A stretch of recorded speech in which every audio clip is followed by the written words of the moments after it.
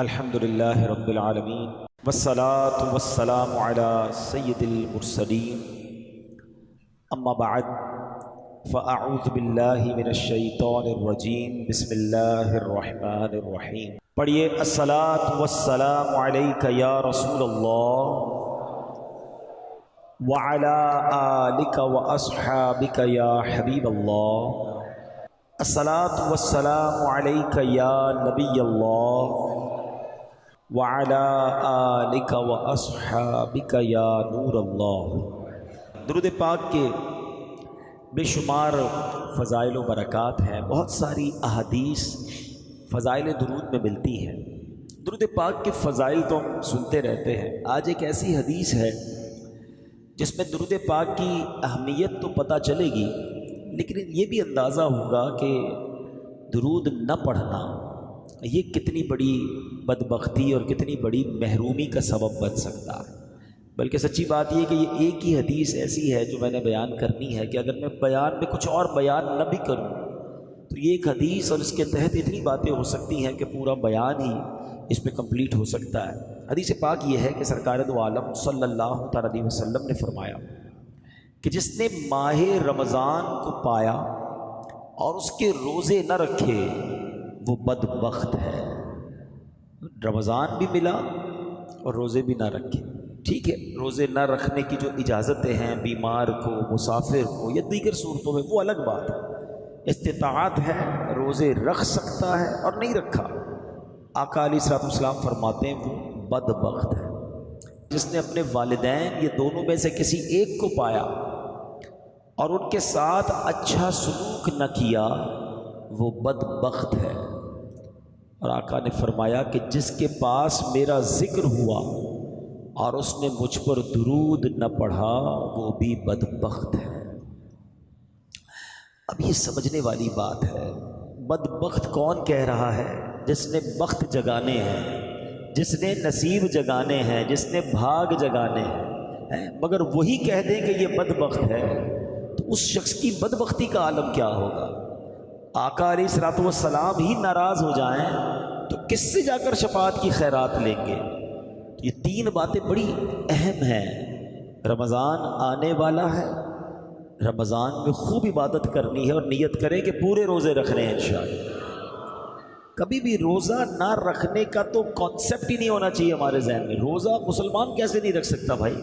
کچھ بھی ہو جائے وہ الگ، میں دوبارہ کہہ دیتا ہوں کہ جو اجازتیں ہیں وہ الگ بات ہے، لیکن خامخواہ روزے قضا کر رہے ہوتے لوگ، اس کی بالکل اجازت نہیں۔ پھر فرمایا کہ ماں باپ کے ساتھ اچھا سلوک نہ کیا وہ بھی بدبخت ہے۔ ساری دنیا میں بے شک لوگ کہیں کہ بڑا لکی ہے، بڑا کاروبار ہے، بڑا نام ہے، بڑا بخت والا ہے، اگر ماں باپ ناراض ہے نا تو وہ بدبخت ہی ہے۔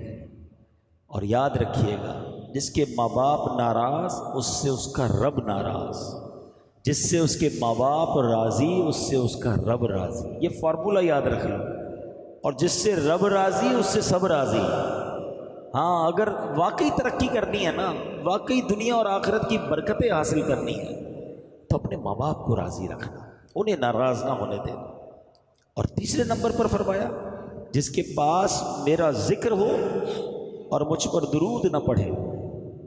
اب یہ بڑا مسئلہ ہے، پورا دن گزر جاتا ہے لوگ درود نہیں پڑھتے، پورا مہینہ گزر جاتا ہے درود نہیں پڑھتے۔ ایسا نہ کریں، اپنی روٹین میں، اپنے کس کے ٹائم ٹیبل میں روزانہ درود ٹائم شامل کریں، انشاءاللہ اس کی برکتیں ملیں گی۔ آئیے مل کر محبت کے ساتھ باواز بلند درود پاک پڑھ لیں۔ صلو علی الحبیب۔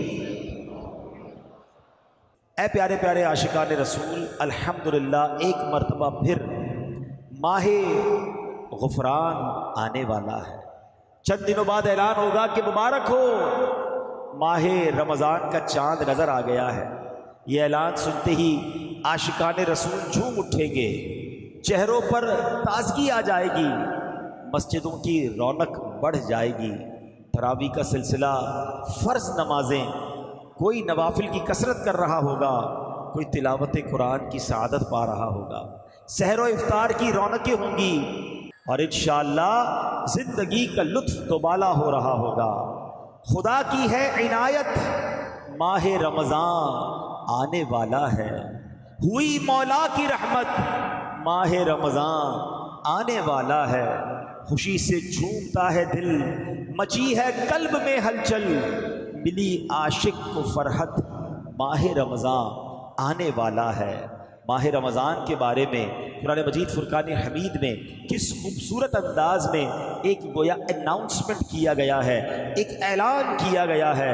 چنانچہ قرآن پاک کے دوسرے پارے سورہ بقرہ آیت نمبر 185 میں اللہ فرماتا ہے شہر رمضان الذی انزل فیہ القرآن ہدی للناس وبینات من الہدی والفرقان فمن شہد منکم الشہر فلیصم۔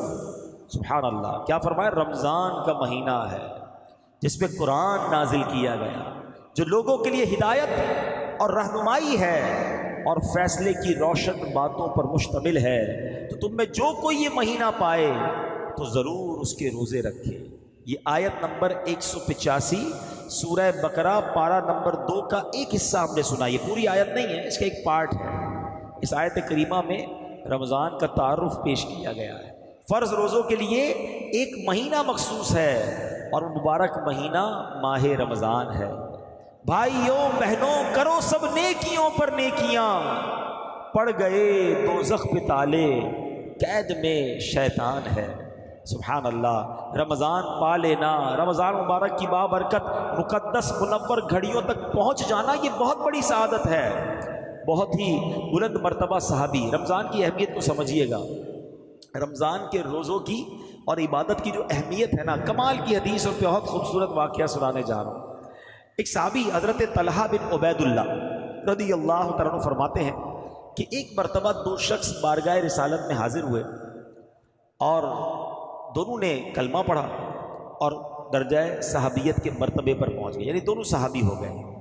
اب اس میں ایک جو تھا نا بھائی، ان کا ایک صحابی جو تھے وہ بڑی عبادت کرتے تھے، بڑی ریاضت کرتے تھے، بڑے نوافل پڑھتے تھے، اور اس کے کچھ عرصے بعد انہوں نے ایک جہاد میں شرکت کی، غزوے میں شرکت کی اور اس میں شہید بھی ہو گئے۔ اچھا، اس کے ایک سال کے بعد دوسرے بھائی کا بھی انتقال ہو گیا، دوسرے صحابی تھے ان کا بھی انتقال ہو گیا۔ اچھا، اب کیا ہوا کہ حضرت طلحہ رضی اللہ عنہ فرماتے ہیں کہ میں نے ایک رات خواب میں دیکھا کہ کیا دیکھتا ہوں کہ جنت کے دروازے پر کھڑا ہوں، یہ دونوں صحابی رسول رضی اللہ تعالیٰ مجمعین جنت کے دروازے پر کھڑے ہیں۔ جس کا بعد میں انتقال ہوا نا، جنت میں سے اندر سے کوئی شخص باہر آیا اور جس کا بعد میں ایک سال بعد انتقال ہوا، انہیں لے کر جنت میں چلا گیا۔ تھوڑی دیر ہوئی تو پھر وہ باہر آئے، اور جو صحابی شہید ہوئے تھے، زیادہ عبادت کرتے تھے، ایک سال پہلے انتقال ہو گیا تھا، ان کو لے کر جنت میں چلا گیا۔ صحابی بڑے حیران ہوئے کہ شہید ہونے والے، زیادہ عبادت کرنے والے، زیادہ ریاضت کرنے والے بعد میں جنت میں جا رہے ہیں، اور کم عبادت ریاضت کرنے والے شہید بھی نہیں ہوئے، نارمل زندگی گزاری، نارمل انتقال ہوا، اور یہ پہلے جنت میں چلے گئے۔ بڑے کنفیوز، حیران بھی ہوئے کہ یہ معاملہ کیا ہے۔ سبحان اللہ، صحابہ کرام کا ایک بڑا خوبصورت ایٹیٹیوڈ تھا، جب بھی کوئی بات ذہن میں کنفیوژن پیدا کرتی، جب بھی کوئی مسئلہ پوچھنا ہوتا، بلکہ کچھ بھی چاہیے ہوتا، بارگاہ رسالت میں حاضر ہو جایا کرتے۔ ان کو یہ معلوم تھا نہیں سنتا ہی نہیں مانگنے والا تیرا۔ آقا کے پاس آ کے عرض کرتے کہ حضور یہ ماجرا کیا ہے، شہید ہونے والا بعد میں اور نہ شہید ہونے والا پہلے جنت میں چلا گیا۔ اب جو نبی پاک نے جواب ارشاد فرمایا نا، وہ سنیے گا۔ اللہ کے حبیب علیہ الصلوۃ والسلام فرماتے ہیں کہ یہ دوسرے صحابی ایک سال زیادہ زندہ نہیں رہے؟ کہا جی حضور ایک سال زیادہ زندہ رہے۔ تو کیا اس نے شہید ہونے والے کی نسبت، کیونکہ مسلمان تو ساتھ ہی ہوئے تھے، تو شہید ہونے والے کی نسبت ایک سال رمضان کے زیادہ روزے نہیں رکھے؟ ہاں روزے تو ایک سال زیادہ رکھے۔ فرمایا کیا اس نے وفات پانے والے صحابی سے زیادہ سجدے نہیں کیے؟ ہاں سجدے بھی زیادہ کیے۔ تو پیارے آقا علیہ الصلوۃ والسلام نے فرمایا بس اسی وجہ سے ان دونوں کے درمیان زمین و آسمان کا فرق ہے۔ اللہ، یہ بات بڑی سمجھنے والی ہے۔ ہاں یہ بات بڑی سمجھنے والی ہے۔ یہ درازی عمر بہت بڑی سعادت ہے، مگر سعادت پتہ ہے کس کے لیے ہے؟ اب ذرا سمجھیے گا، وہ شخص جس کی عمر لمبی ہو اور نیکیاں بھی زیادہ ہوں، اس کے تو وارے نہیں آ رہے، مگر وہ بندہ جو گناہوں میں پڑا ہوا اور اس کی لمبی عمر بھی ہے، وہ پھنس گیا نا، اس کی تو پھر روز ہی گناہ پڑ رہے ہیں، نماز روز ہی قضا کر رہا ہے، اس کی لمبی عمر اس کے لیے مشکل بن رہی ہے۔ جتنا جی رہا ہے اتنے گناہ کر رہا ہے، مگر خوش نصیب وہ ہے جو جی بھی رہا ہے، روز 5 وقت کی نماز بھی پڑھ رہا ہے، ہر رمضان میں روزے بھی رکھ رہا ہے، ہر سال اپنی زکوٰۃ بھی دے رہا ہے، اللہ توفیق دے تو حج بھی اور عمرے بھی اور نیکی کے کام کر رہا ہے، تو اس کی لمبی عمر اس کے نامہ اعمال میں نیکیوں میں اضافے کا سبب بن رہی ہے۔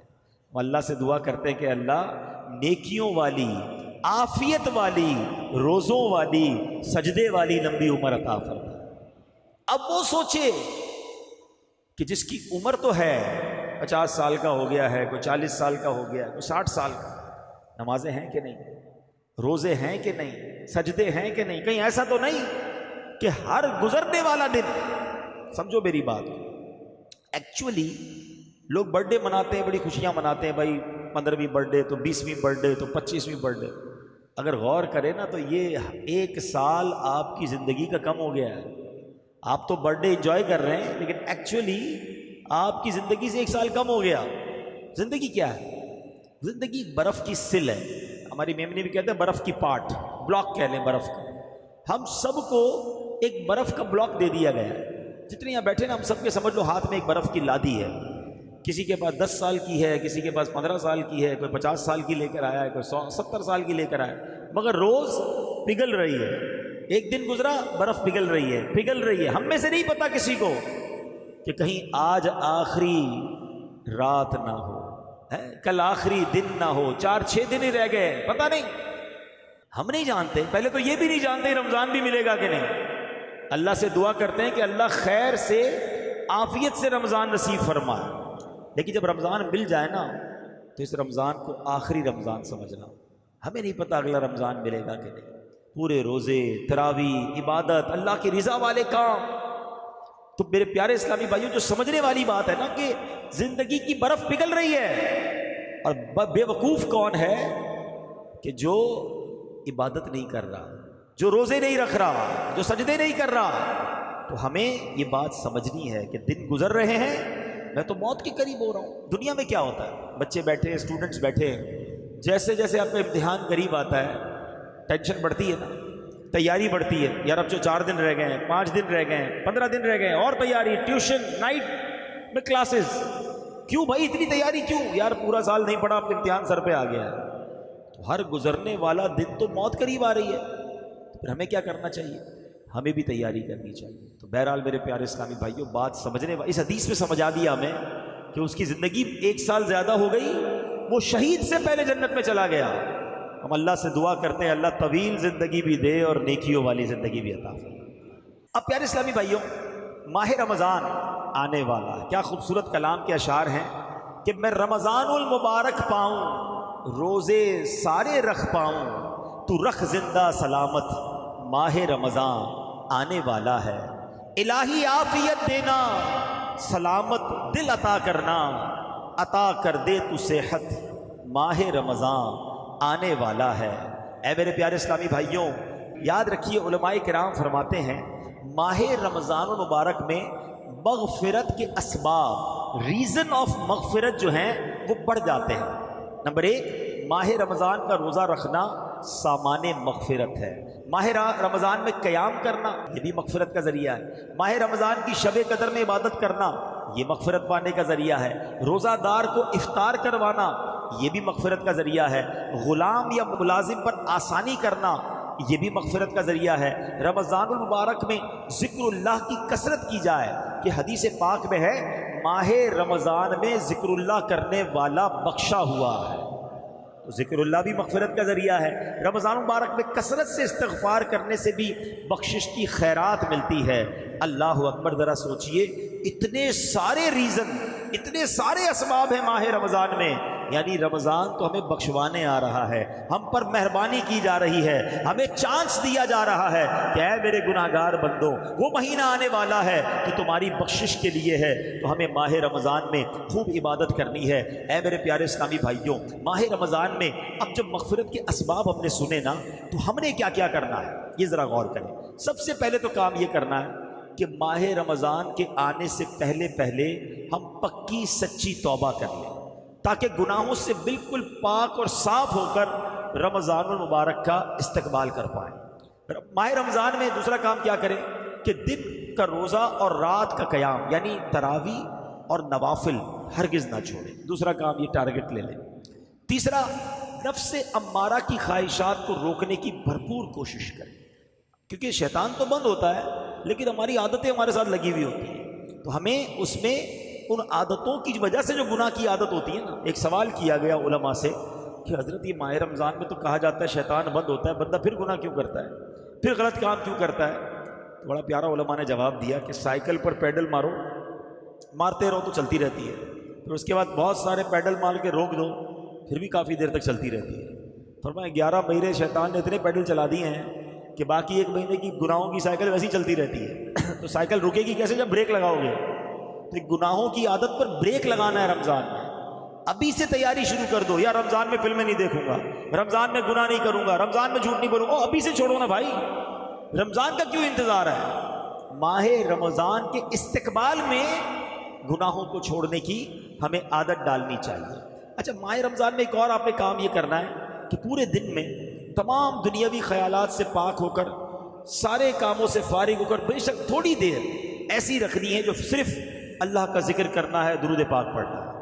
ذکر اللہ والوں کی مغفرت ہے نا، تو اس کو ٹارگٹ کرنا ہے نا، حاصل کرنی ہے مغفرت. پھر فرمایا غریبوں اور مسکینوں کا خیال رکھیں. ماہ رمضان میں غریبوں پر وسعت کریں، غریبوں پر خرچ کریں، لوگوں کے ساتھ اچھا برتاؤ کریں. پھر ماہ رمضان میں ایک اور کام یہ کرنا ہے کہ خوب تلاوت کرنی ہے. ماہ رمضان تو ہے ہی نزول قرآن کا مہینہ نا. خوش نصیب لوگ میں نے دیکھا ہے کہ خوب تلاوت کرتے ہیں. تو کوشش کریں اللہ توفیق دے تو 3 بار قرآن ختم کر لیں. 3 بار نہ کر سکے تو کم از کم 1 بار تو ختم قرآن رمضان میں اپنی تلاوت سے کریں. امام صاحب تراویح میں سنائیں گے وہ الگ ہے، مگر ہم اپنی تلاوت سے کم از کم 1 بار قرآن پاک ضرور ختم کریں. اچھا، پھر اس مہینے میں اب میں یہ چاہتا ہوں کہ سرور کائنات علیہ الصلوۃ والسلام رمضان کیسے گزارتے تھے ہم یہ جانیں، کیونکہ ہم تو امتی ہیں نا، آقا کو رمضان عطا کیا گیا. ہم دیکھیں کہ سرور کائنات اللہ کے حبیب علیہ الصلوۃ والسلام کا رمضان کیسا ہوتا تھا. اب غور سے سنتے جائیں. پیارے آقا علیہ الصلوۃ والسلام کا ماہ رمضان میں پہلی ادا، کچھ پوائنٹس ہیں. پہلا پوائنٹ کیا ہے کہ پیارے آقا علیہ الصلوۃ والسلام ماہ رمضان کا بھرپور طریقے سے استقبال کرتے تھے. رجب آ جاتا نا تو رجب سے ہی نبی پاک رمضان تک پہنچنے کی دعائیں کرنا شروع کر دیتے. اللہم بارک لنا فی رجب و شعبان و بلغنا رمضان.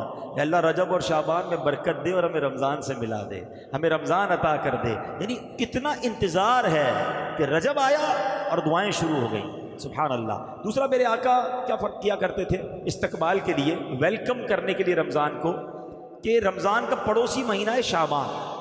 پیارے آقا شعبان کے مہینے میں کثرت سے روزے رکھا کرتے تھے، نفلی روزے، گویا رمضان کا استقبال ہو رہا ہے. اور رمضان آنے والا ہوتا تو اس کے پہلے استقبالیہ خطبہ دیتے، ماہ رمضان کے فضائل بیان کرتے، اس کی برکتیں بیان کرتے. اور سبحان اللہ، میرے آقا جب رمضان کا چاند نظر آتا نا تو چاند دیکھنے کی خاص دعا پڑھتے اور آمد رمضان کی خوشخبریاں دیا کرتے. ماہ رمضان جہاں میں پھر آیا، مغفرت کا پیام ہے لایا، رحمت حق کا ہو گیا سایہ، لحظہ لحظہ نزول رحمت ہے. ہمیں بھی چاہیے کہ ماہ رمضان کا استقبال کریں، اس کی خوشیاں منائیں، اس کے لیے اپنے آپ کو پریپیئر کریں. آئیے میں آپ کو بتاتا ہوں کہ ماہ رمضان کا استقبال دنیا بھر کے مسلم ممالک میں کیسے ہوا کرتا تھا اور چند ممالک میں آج بھی کیسے ہوتا ہے. مشہور سیاح ابن بطوطہ لکھتا ہے کہ 727 ہجری کی بات ہے. کہتے میں مصر کے ایک شہر میں تھا، شعبان المعظم کی 29 تاریخ تھی. وہاں کے قاضی صاحب قاضی عز الدین کے گھر پر خوب اہتمام ہو رہا تھا. شام کے وقت وہاں علماء اور رؤساء اس کے گھر پر جمع ہو رہے تھے اور ہر آنے والے کا استقبال کیا جا رہا تھا. اپنی اپنی جگہ سب بیٹھ گئے. جب قاضی صاحب آئے تب یہ قافلہ دھوم دھام سے روانہ ہوا اور یہ سارے قافلے والے ایک بلند جگہ پر پہاڑ پر پہنچے. وہاں قالین بچھے ہوئے تھے. سب نے مل کر رمضان کے چاند کو دیکھنا شروع کر دیا. جیسے ہی چاند نظر آیا پھر وہاں دعائے خیر کی گئی اور اس کے بعد نماز مغرب ادا کی گئی اور اس کے بعد سارے شہر والے ہاتھوں میں فانوس لیے، اپنے ہاتھوں میں قندیلیں لیے، گویا رمضان کا استقبال کرتے ہوئے سڑکوں پر نکل آئے. اور اس کے بعد ماہ رمضان کا اسی طرح ہر سال استقبال ہوتا. ان کا کہنا یہ ہے کہ لوگ سواری کا دن کہا کرتے جس دن رمضان کا چاند نظر آتا. اسی طرح میرے پیارے اسلامی بھائیوں، مغربی ممالک یعنی یہ جو مراکش اور اس کے اطراف کے ممالک ہیں وہاں کے بارے میں بتایا جاتا ہے کہ شعبان کے آخری عشرے سے ہی رمضان کے استقبال کی تیاریاں شروع ہو جاتی ہیں، اپنے گھروں کی صفائیاں لوگ کرتے ہیں، گھر میں رنگ و روغن کرواتے ہیں، جو چیزیں نئی لینی ہوتی ہیں وہ خرید لیتے ہیں، اور اس کے بعد آمد رمضان پر ایک دوسرے کو مبارکباد دیتے ہیں، اور جب ماہ رمضان کا چاند نظر آتا ہے تو طرح طرح کے قصیدے پڑھے جاتے ہیں، اس کے استقبال کے گویا گیت گائے جاتے ہیں۔ اہل یمن کا بھی انداز بڑا نرالا ہے، جب ماہ رمضان کی آمد ہوتی ہے تو اہل یمن کلام کے ذریعے، قصیدوں کے ذریعے گویا رمضان کا استقبال کرتے ہیں۔ اردن میں جب چاند نظر آتا ہے ہوٹل بند کر دیے جاتے ہیں اور سحری کے وقت لوگوں کو جگانے کا اہتمام کیا جاتا ہے۔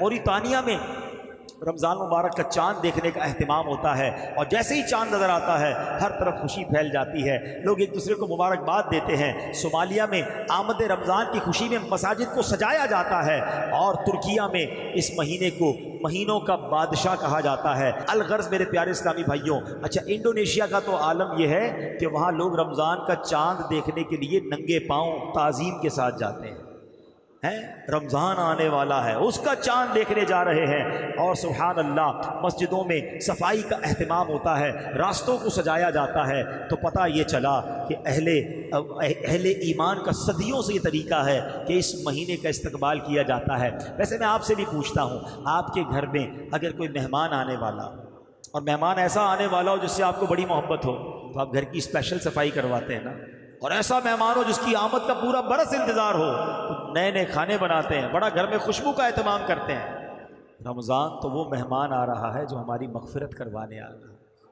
ہے، اللہ کی طرف سے ہمیں عطا کرنے آ رہا ہے۔ پہلا عشرہ عشرہ رحمت ہے، دوسرا عشرہ عشرہ مغفرت ہے، تیسرا عشرہ یہ جہنم سے آزادی کا عشرہ۔ ہر روز افطار کے وقت 10 لاکھ گناہ گار بخشے جائیں گے۔ سارا سال میں اور آپ دعا کرتے ہیں نا، یا اللہ ہماری سن لے، اے میرے مولا پکار سن لے۔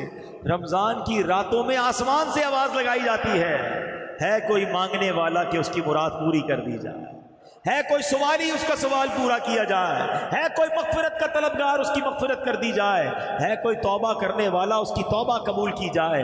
یعنی ہم پر تو وارے نیارے ہو گئے، سارا سال شیطان ہمیں بہکاتا ہے، شیطان ہی کو بند کر دیا گیا ہے کہ میرے بندو آؤ رحمان کی عبادت کر لو، رحمان کی عبادت کر کے اپنی جھولیاں بھر لو۔ تو بتائیے ہمیں کتنا اہتمام کرنا چاہیے؟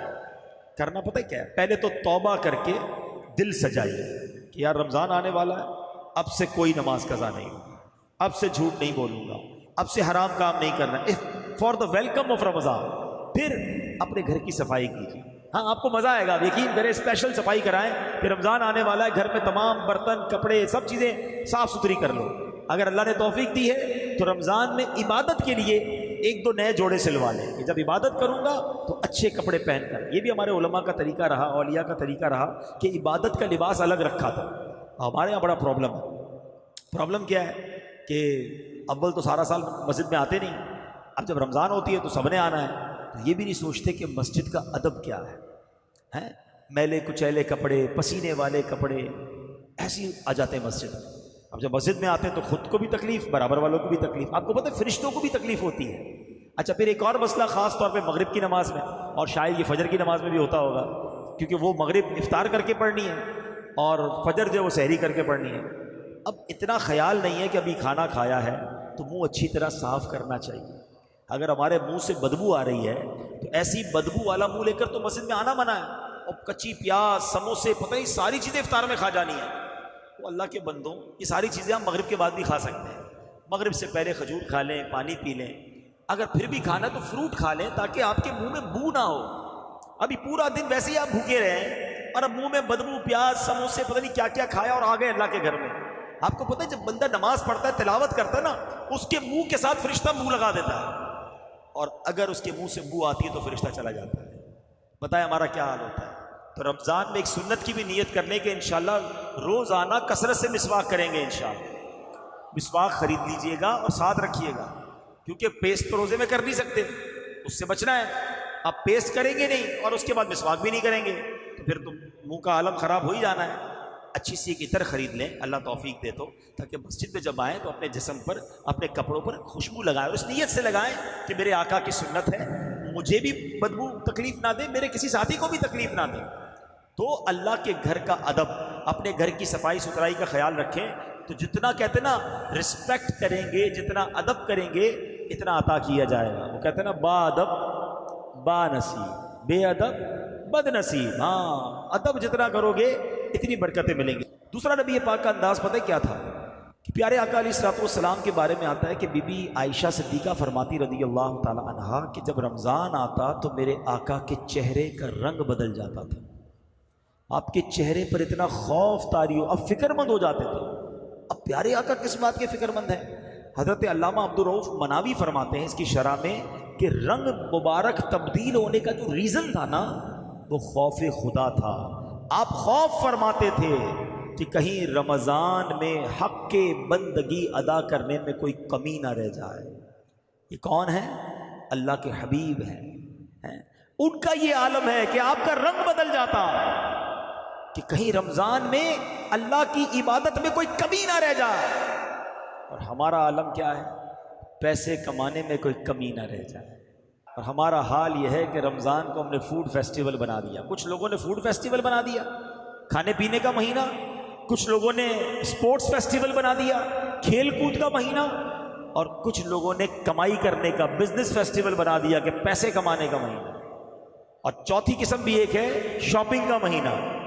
توبہ توبہ، کوئی تو کہے عبادت کا مہینہ ہے۔ چار دوست ملتے ہیں، کہتے ہیں یار آج کدھر افطار کرنا ہے، آج سحری میں کدھر چلنا ہے، آج رات کہاں گھومنا پھرنا ہے۔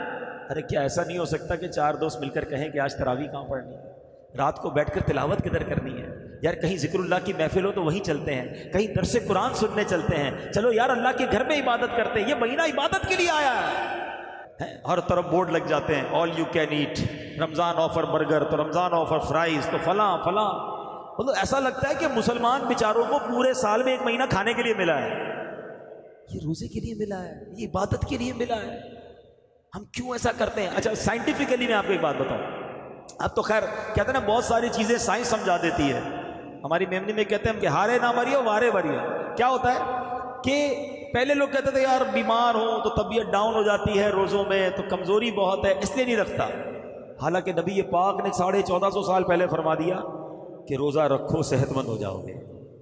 اور آج جتنے ڈائٹسٹ جو ڈائٹ کرنے والے اور ڈاکٹرز ہیں اور سائنٹیفک لوگ ہیں وہ سب کہتے ہیں کہ جناب 14 سے 16 گھنٹے کی فاسٹنگ کریں تو آپ کی باڈی جو ہے اس کی بہت شاندار ریکوری شروع ہو جاتی ہے، آپ کا ڈائبٹک لیول ٹھیک ہو جاتا ہے، آپ کا کولیسٹرول ٹھیک ہو جاتا ہے، آپ کا وزن ٹھیک ہو جاتا ہے۔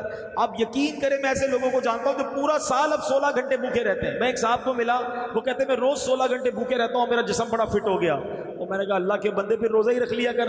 اس نے کہا بات تو آپ صحیح کر رہے ہیں، 16 گھنٹے تو ویسے ہی بھوکا رہتا ہوں۔ میں نے سسٹم ایسا بنا لو کہ سحری کر لو، افطار کر لو، روزے کا ثواب روز مل جائے گا، آپ کی ڈائٹنگ بھی ہو جائے گی۔ الحمدللہ اس کے بعد سے اس نے روزے رکھنا شروع کر دیے۔ لیکن مجھے پتا چلا کہ میرے آقا نے تو پہلے ہی کہہ دیا تھا، کاش مسلمان نبی پاک کی بات مانتا نا۔ ڈاکٹر کی مان رہے، ہاں 15-16 گھنٹے بھوکا رہو تو باڈی کور ہوتی ہے، باڈی اپنے بہت سارے ایسی چیزوں کو ختم کر دیتی ہے جو بیکٹیریاز ہوتے ہیں، اور بڑی میں نے اس کی تفصیل پڑھی ہے۔ سائنٹیفک باتیں اس لیے میں یہاں نہیں کر رہا، مگر سمجھو بات کہ نبی پاک نے تو فرما دیا تھا کہ روزہ رکھو صحت مند ہو جاؤ گے۔ ہونا یہ چاہیے تھا کہ ہم رمضان کا پورا مہینہ روزے رکھتے، ہماری باڈی فٹ ہو جاتی، ہماری بیماریاں دور ہو جاتی، ہمارا ایکسٹرا فیٹ ختم ہو جاتا، ہمارا وزن کچھ اور اچھا ہو جاتا۔ مگر ہم ایسے لوگوں کو بھی جانتے ہیں جن کا رمضان میں وزن بڑھ جاتا ہے۔ کیوں بھائی؟ کیونکہ باقی دنوں میں تو ہم 3 ٹائم کھاتے ہیں اور وہ لوگ رمضان میں 5 ٹائم کھاتے ہیں۔ 5 ٹائم کیسے کھاتے ہیں؟ اور بھائی ابھی تو افطار میں پہلے ڈٹ کر کھائیں گے، پورا دن بھوکا رہا تھا، سحری میں ڈٹ کر اس لیے کھائیں گے کہ پورا دن بھوکا رہنا ہے، تو 2 تو یہ ہو گئے، اب تراویح کے بعد پھر بھوک لگے گی، پھر کھانا ہے، رات کو دوستوں کے ساتھ 2 بجے پھر کھانا ہے، اتنا کھانا ہے تو حال کیا ہوگا باڈی کا، اور سارا تیل والا اور عجیب و غریب کھانا ہے۔ اس بار رمضان میں ایک اور ٹارگٹ لے لو کہ اپنی صحت بھی بہتر کروں گا۔ واقعی یہ موقع مل رہا ہے آپ کو کہ اگر آپ یہ فرائز اور اس طرح کی چیزیں جو آپ کی باڈی پر امپیکٹ کریٹ کرتی ہیں وہ نہ کریں۔ آپ دیکھیں رمضان میں ایک اور میں آپ کو اس کو کیلکولیٹ کرنے کے لیے بتا رہا ہوں کہ 8ویں 10ویں روزے سے آپ کو مسجد میں بہت سارے کھانسنے کی آوازیں شروع ہو جائیں گی۔ شروع کے 2-4 روزوں میں آپ کو کم آئیں گی، اس کے بعد تراویح میں ہر دوسرا آدمی کھانس رہا ہوگا۔ کیوں کھانس رہا ہوگا؟ افطار میں سموسہ گرم چاہیے اور شربت ٹھنڈا چاہیے، دونوں کی لڑائی افطار میں ایک ساتھ کرانی ہے۔ پھر گلا بھی تو پھر بولے گا نا، احتجاج کرے گا، تو گلے خراب ہو رہے ہوتے ہیں۔ پیٹ 10-12 رمضان کے بعد کوئی دوست ڈاکٹر بیٹھا ہو تو اس سے پوچھ لیجئے گا پیٹ کے مریض زبردست کلینک پہ پہنچے ہوئے ہوتے ہیں، ڈرپیں لگ رہی ہوتی ہیں، ڈائریا، اور وہ بھی دعا کرتے ہوں گے یا اللہ ہمارے رزق میں برکت دے. اب ہم کھا کھا کے پہنچ رہے ہوتے ہیں وہاں پر. تو کیا عبادت کرو گے یار؟ اگر کھانے کے لیے رمضان آیا ہے تو کیسے تراویح میں دل لگے گا، کیسے عبادت میں دل لگے گا؟ فٹ رکھیں اپنے آپ کو، کھانا کم کھانا ہے تاکہ آپ زیادہ عبادت کر سکیں. پیارے آقا فکر مند ہو جاتے، کلر تبدیل ہو جاتا. ہمارے کچھ لوگوں کا کھا کھا کے کلر تبدیل ہو جاتا ہے. ایسا نہ کریں. اس بار اللہ کرے کہ مجھے بھی یہ فکر ہو جائے کہ یا اللہ یہ رمضان میں میری مغفرت ہو جائے، میں کہیں رہ نہ جاؤں. جس کو ٹینشن ہوتی ہے نا کہ روز افطار میں 10 لاکھ بخشے جا رہے ہیں، میرا نام آیا کہ نہیں آیا، کہیں میں رہ تو نہیں گیا. ہر افطار کے وقت ہمارے یہاں دسترخوان پہ بعض اوقات ہنگامہ مچا ہوا ہوتا ہے، جلدی شربت لاؤ، دہی بڑے نہیں آئے، فلاں نہیں آیا. ارے چھوڑو یار، مغفرت کا وقت ہے. ہاتھ اٹھاؤ اور رونا شروع کرو کہ اللہ آج بخشے جانے والوں میں میرا نام لکھ دے، میرے بچوں کا نام لکھ دے. میں تو آپ کو ایک اور مشورہ دیتا ہوں، گھر کی جو خواتین ہیں نا، وہ بھی بیچاری آخری منٹ تک کچن میں رہتی ہیں، ان کو بھی کہہ دو یار 10-15 منٹ پہلے کام کر کے آپ بھی بیٹھ جاؤ آ کر. اور سبحان اللہ، کراچی والوں کو تو یہ نعمت حاصل ہے کہ روزانہ افطار سے پہلے شاندار مدنی چینل پر پروگرام چلتا ہے. باقی شہروں والے بھی سن سکتے ہیں، مگر کراچی کے چونکہ ٹائمنگ سیم ہوتے ہیں تو امیر اہل سنت کی دعائیں اور مناجات اور بڑا رکت والا ماحول فیضان مدینہ میں ہوتا ہے. ہمارے گھروں میں کیوں نہیں ہو سکتا؟ اگر نہیں جا سکتے فیضان مدینہ تو دسترخوان پر بیٹھے ہوں، والدہ بھی بیٹھی ہو، بھائی بہن بھی بیٹھے ہو، بچے بھی بیٹھے ہوں، مدنی چینل سامنے، اور کاش سب کے آنسو بہ رہے ہوں کہ اللہ افطار کا وقت ہے، آج 10 لاکھ بخشے جائیں گے، مالک مجھے بھی بخش دے. اور جیسے جیسے دن گزرتے جائیں وہ کہتے ہیں نا، فکر بڑھتی جائے کہ رمضان جا رہا ہے، میری بخشش ہوئی کہ نہیں. تو کونین کے والی کا عالم یہ تھا کہ آپ فکر مند رہتے تھے، خوف طاری تھا.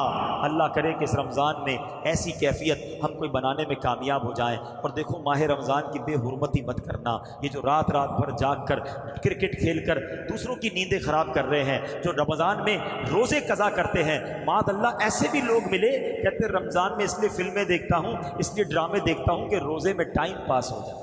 یہ رمضان بڑا مقدس مہینہ ہے، اس کی بے حرمتی کی سزا بھی زیادہ ہے. اس کو اس طرح سمجھو کہ کوئی بندہ روڈ سے گزر رہا ہو، وہاں گالی نکالے، باہر کوئی بری بات کہے، حرام ہے، غلط ہے، مگر مسجد میں آ کر کرے تو آپ کیا کہیں گے؟ یار اللہ کا خوف کرو، اللہ کے گھر میں گالی دے رہے ہو، ادھر کوئی بے حیائی کی بات کر رہے ہو، زیادہ شدت ہو جائے گی نا.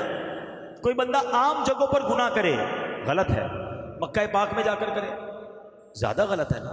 تو بالکل اسی طرح عام دنوں میں گناہ کرے، رونگ، لیکن رمضان میں کرے کہ جب اے بندے تیری آسانی کے لیے شیطان کو بھی بند کر دیا گیا، اب بھی تو گناہ سے باز نہیں آ رہا، تو پھر اس کی سزا بھی سخت ہے. اب سنیں، علامہ ابن جوزی لکھتے ہیں کہ اللہ پاک کے آخری رسول مقبول صلی اللہ تعالیٰ علیہ وسلم نے فرمایا، میرے پاس جبریل امین حاضر ہوئے اور عرض کیا، یا رسول اللہ صلی اللہ تعالیٰ علیہ وسلم، روز قیامت ایک نوجوان کو لایا جائے گا، وہ غمگین ہوگا، رو رہا ہوگا، فرشتے آگ اور لوہے کے راڈ سے، گرزوں سے اسے ہانک رہے ہوں گے. وہ نوجوان 1000 سال تک الامان پکارتا رہے گا، لیکن اس کو امان نہیں دی جائے گی. پھر اس نوجوان کو 1000 سال کے بعد رب قہار کی بارگاہ میں پیش کیا جائے گا. اللہ پاک فرشتوں کو حکم دے گا کہ اسے منہ کے بل گھسیٹ کر جہنم میں ڈال دو. میرے آقا علیہ الصلوۃ والسلام کے، اے جبریل یہ کون ہوگا؟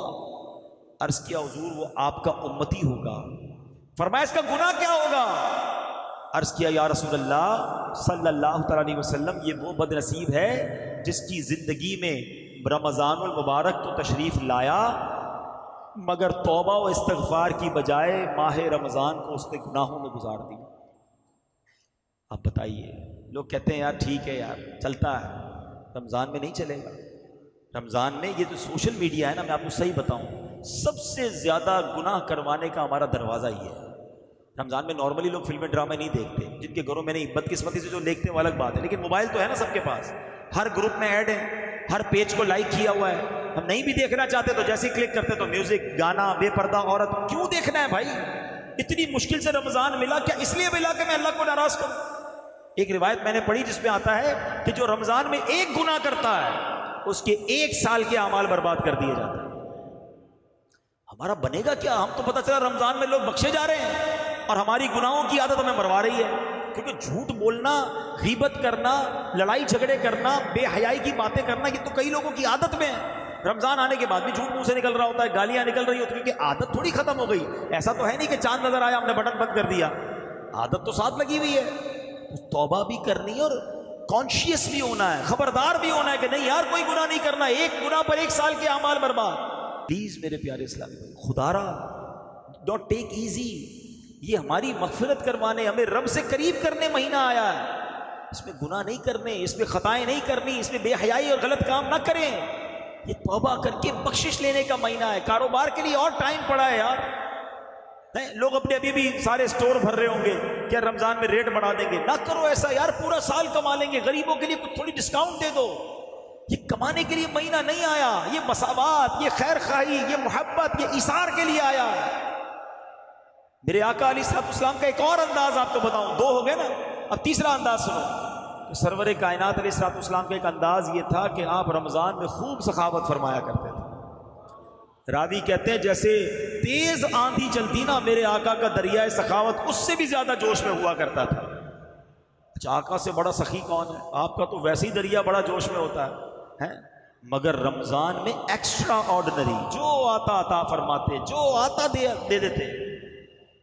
کاش ہم بھی نبی پاک کی سخاوت کا کچھ کہتے ہیں نا قطرہ ہمیں بھی مل جائے، کہ ہم بھی سخاوت کریں، لوگوں میں تقسیم کریں، غریبوں کا خیال رکھیں۔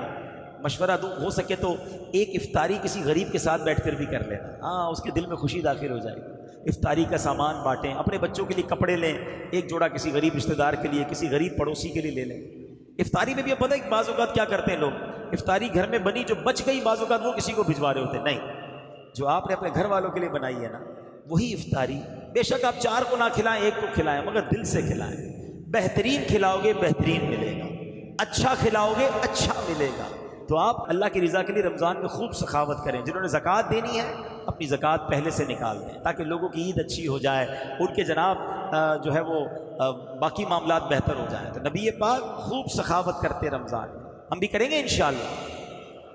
اچھا، پیارے آقا علیہ الصلوۃ والسلام کا ایک اور خوبصورت انداز کہ آپ جب ماہ رمضان آتا، بی بی عائشہ فرماتی ہے کہ پیارے آقا عبادت پر کمر مان لیا کرتے تھے، اور پورا رمضان اکثر وقت بستر پر نہیں آتے تھے، یعنی آپ ساری رات عبادت کرتے تھے، عبادت پر کمر بستہ ہو جاتے تھے۔ تو کیا ہمارا ایسا کوئی ذہن ہے کہ ہم نے کوئی پلان کیا ہو کہ یار اب میں نے رمضان میں اتنے نوافل پڑھنے ہیں، اتنی تلاوت کرنی ہے، قضائے عمری ہے تو وہ ادا کرنی ہے؟ میرے پیارے اسلامی بھائیوں، رمضان کو پلان کریں، جتنے نوافل ہیں نا پورے پڑھنے۔ پہلے تو یہ نیت کریں، ظہر میں 4 سنت، 4 فرض، 2 سنت اور 2 نفل بھی پڑھیں گے۔ عصر کی 4 سنتیں غیر موقدہ بھی پڑھیں گے، 4 فرض بھی پڑھیں گے انشاءاللہ۔ مغرب میں 3 فرض، 2 سنت، 2 نفل اور 2 اوابین بھی پڑھیں گے انشاءاللہ۔ اور عشاء کی 17 پوری رکعتیں پڑھیں گے انشاءاللہ، اور اللہ توفیق دے تو تہجد بھی پڑھیں گے انشاءاللہ، اشراق چاش بھی پڑھیں گے انشاءاللہ۔ ہاں، رات کو تھوڑا پہلے اٹھ جاؤ نا۔ اچھا، تہجد بھی 8 رکعتیں پڑھ سکتے ہیں۔ اگر کوئی کہے یار روزانہ 8 رکعت تہجد 8,000 روپے ملیں گے، 2 پڑھو گے تو 2,000، 8 پڑھو گے تو 8,000۔ آپ بولیں گے مولانا صاحب 12 پڑھیں گے تو کچھ اور ملیں گے، وہ بھی پڑھ لیتے ہیں۔ اللہ کے بندو، جنت کی نعمتیں مل رہی ہیں۔ تہجد کی نماز کو سب سے افضل نفل نماز کہا گیا، اور خاص قبولیت دعا کا وقت ہے۔ روزانہ سحری میں اٹھتے ہو نا بھائی، جو لوگ سحری میں اٹھتے ہیں وہ پلان کر لیں کہ انشاءاللہ اٹھیں گے اور اللہ توفیق دے 8 رکعتیں، ورنہ کم از کم 2 رکعتیں روزانہ تہجد کی نماز ادا کریں گے۔ تو رمضان کے لیے کمر بستہ ہو جانا ہے، پلان کرنا ہے انشاءاللہ کہ اس بار ماہ رمضان میں خوب نیکیاں کرنی ہے۔